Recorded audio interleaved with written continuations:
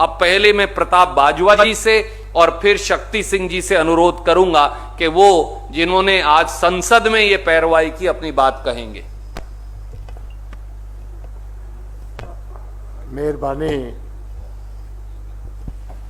रणदीप सुरजेवाला साहब। देखिए, इस बेनू जी ने अपनी बात कही और उसके बाद रणदीप जी ने भी, और जो विशेष बात आज मैंने as a leading speaker from the Congress मैंने बात उठाई, हमने तो सबसे पहले बात कही कि पहले तो तोमर साहब इस बात का आप जवाब दे दीजिए कि कोरोना के साथ 1 लाख लोग हर रोज बीमार हो रहे हैं।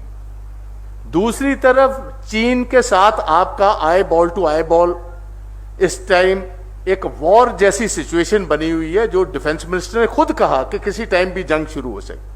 तो हमने कहा 73 साल ये कानून नहीं आया, ये बता दीजिए जब पार्लियामेंट इन ऑपरेशन नहीं थी तो ये चोर दरवाजे से आपने ये जो ऑर्डिनेंसेस लेकर आए जो आप बिल में तब्दील हो गए हैं, इसकी जरूरत इतनी जल्दी है थी क्या?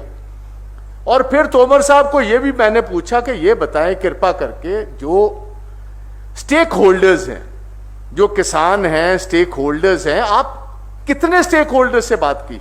तकरीबन 245 किसानों की जथेबंदियां सारे हिंदुस्तान में जो आज सड़कों पर उतरी हुई, और सबसे ज्यादा ये जो एमएसपी की बात हो रही है, इसका असर ये टेलर मेड बेसिकली 1960s में पंजाब, हरियाणा और वेस्टर्न यूपी के लिए था।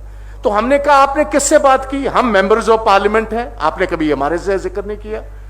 चीफ मिनिस्टर ने, पंजाब वाले ने बताया कि जब हमें बुलाया, पहली दफा तो बुलाया ही नहीं पंजाब को, सेकंड दफा जब बुलाया तो वह उस एजेंडे में यह बात ही कुछ नहीं थी। तो आपने बात की, अकेली बादलों से बात की, और उन्होंने खुद आकर यह बात तस्लीम कर ली कि 3 महीने हम समझाते रहे, हमारे समझाने के बावजूद ये माने नहीं, और हम इस बात पर पहुंचे हैं कि ये एंटी फार्मर हैं, ये जो ऑर्डिनेंसेस आ रहे हैं। तो मैंने कहा जी, बादल जो आपके कैबिनेट में थे, हरसिमरत कौर बादल, उन्होंने तो खुद मोहर लगा दी कि ये आपकी ऑर्डिनेंसेस जो आप लेकर आ रहे हो एंटी फार्मर है। 3 महीने वो आपकी वकालत करते रहे बिना फीस लिए हुए, उसके बावजूद, और इसके बावजूद कि आरएसएस की जो स्वदेशी जागरण मंच है, उनका फार्मर्स की जथेबंदी है, उन्होंने खुद कहा कि ये अभी इतनी जल्दी मत कीजिए भैया, इस पर और लोगों से बात करने की जरूरत है। आरएसएस की बात नहीं मानी, उनकी बात नहीं मानी, हमारी बात इन्होंने कहां से माननी थी। और पंजाब का विशेष तौर मैं बताना चाहता हूं, all party meeting chief minister ने बुलाई, वहां फैसला हुआ कि ये एंटी पंजाब है। आप लिखो, चीफ मिनिस्टर ने चिट्ठी लिखी मोदी साहब को कि मोदी साहब, हम चाहते हैं कि आप हमें सभी को टाइम दिया जाए। मिलने का चीफ मिनिस्टर को वक्त नहीं दिया। उसके बाद सारे पंजाब असेंबली ने यूनानिमस रेजोल्यूशन किया कि हम इसको रिजेक्ट करते हैं, किसी की बात नहीं पूछी गई। तो ये देखिए आप, जो असल बात है, हम भी सरकारों में रहे हैं, और मुझे पता है जब मैं 2009 से 14 लोकसभा में था तो शरद पवार जी हमारे एग्रीकल्चर मंत्री थे। हर दफा जब सीजन आना, उन्होंने कहना बाजवा साहब इस दफा मैंने कोशिश कर कर पंजाब और हरियाणा को बचा लिया, अगले साल एमएसपी वाला काम ये साल 6 महीने ही है, ये बंद हमें करना पड़ेगा। मैंने कहा जी वो क्यों? कहने लगा फूड कॉर्पोरेशन बहुत बड़े लॉस में, 35 से 40 हजार रुपया लॉस है फूड कॉर्पोरेशन ऑफ इंडिया का हर साल का, और कुमुलेटिव लॉस है उसका अब 4 लाख करोड़ रुपया। ये सारी के सारा जो मंसूबा है, ये जो पैकेजिंग की गई है, ये बेसिकली फूड कॉर्पोरेशन को बंद करने की है। क्योंकि 2015 में आप जानते हैं एक कमेटी बनी, शांता कुमार जी की नाम पर कमेटी थी। शांता कुमार जी कौन है? फॉर्मर चीफ मिनिस्टर हैं इनके, हिमाचल के भाजपा के। उन्होंने ये रिकमेंडेशन दी कि ये घाटा तभी बंद होगा अगर आप फूड कॉर्पोरेशन ऑफ इंडिया को बंद करोगे। फूड कॉर्पोरेशन ऑफ इंडिया जब बंद होगी तो मिनिमम सपोर्ट प्राइस वैसे खत्म हो जाएगी। अब मोटी बात इसमें एक है कि 55 साल पंजाब, हरियाणा, वेस्टर्न यूपी के हमारा पानी इस्तेमाल किया, हमारा सॉइल इस्तेमाल किया, हमारे किसानों को इस्तेमाल करके सेंट्रल पूल में हम हर चीज अपनी देते रहे। आज पंजाब सेमी डेजर्ट बन गया, हमारा पानी का स्तर सारा बिगड़ गया।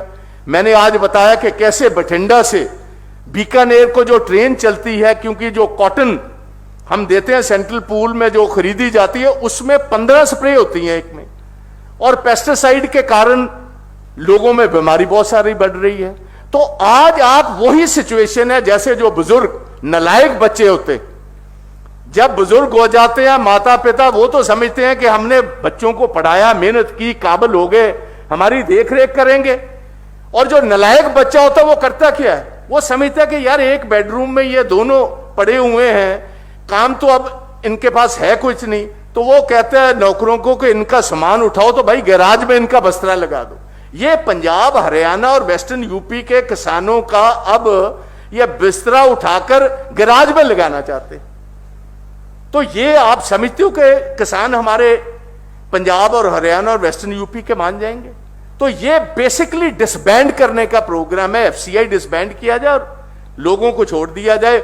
और इसीलिए ये बैकडोर से अडानी और अंबानियों को ला रहे हैं कि आहिस्ता आहिस्ता गवर्नमेंट बाहर निकल जाए, ये प्राइवेट जो है प्लेयर्स अंदर ले आए। और ये सर सुखबीर सिंह बादल खुद ने ये बात कही कि जैसे जियो है, रिलायंस का टेलीफोन, वो जितनी देर कंपटीशन रहा बहुत सस्ते रहे, जिस दिन कंपटीशन खत्म कर लिया सारे टेलीफोनों के बिल 5 गुना बढ़ गए। तो यही इन्होंने करना है, यही खदशा है किसानों का। और इसीलिए किसान किसी पार्टी के कहने पर नहीं, उसके बिना बाहर निकले हैं। और हमें इस बात का यकीन है कि ये जितना मर्जी ड्रामा करते रहे, लोग समझ चुके हैं ये ईस्ट इंडिया कंपनी की शेप में आ रहे हैं। और पंजाब, हरियाणा, वेस्टर्न यूपी और बाकी हिंदुस्तान का किसान जितना है वो ये इनके ये षड्यंत्र को कामयाब नहीं होने देगा। तो मैं इतने कहना चाहता हूं।